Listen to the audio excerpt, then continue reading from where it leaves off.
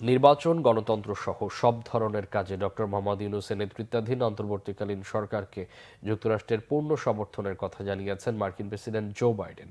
New ইয়র্কে জাতিসংঘ সাধারণ পরিষদের অধিবেশনের ফাঁকে দুই নেতার দ্বিপক্ষীয় বৈঠক হয়।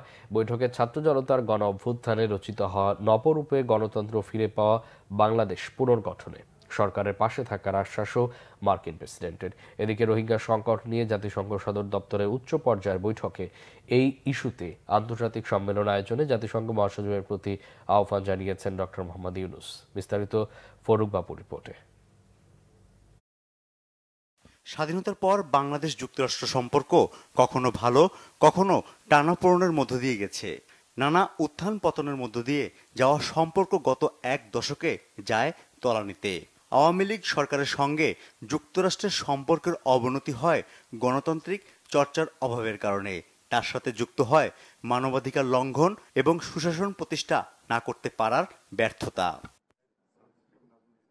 যুক্তরাষ্ট্রের সাথে সেই সম্পর্কে গতি ফিরিয়েছেন নোবেল বিজয়ী ডক্টর মোহাম্মদ ইউনূস।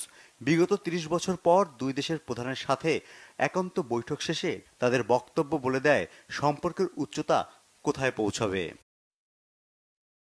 মঙ্গলবার জাতিসংঘের সাধারণ অধিবেশনের সাইডলাইনে মার্কিন প্রেসিডেন্টের সঙ্গে বৈঠক করেন বাংলাদেশের অন্তর্বর্তী সরকারের প্রধান উপদেষ্টা।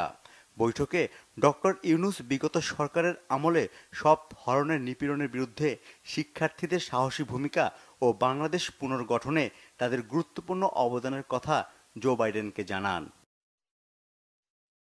এ সময় মার্কিন প্রেসিডেন্ট জো বাইডেন যে কোনো প্রয়োজনে বাংলাদেশ সরকারের পাশে থাকার আশ্বাস দেন।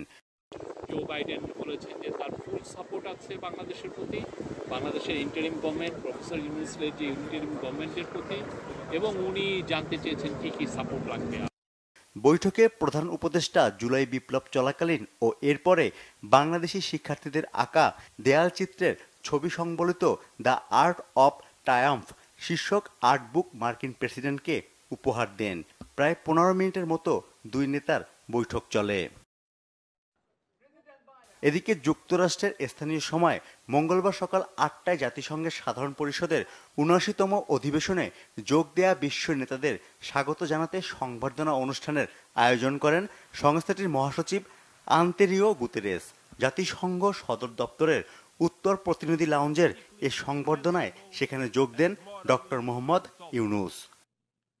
ফরুক বাবু, বাংলা ভিশন, ঢাকা।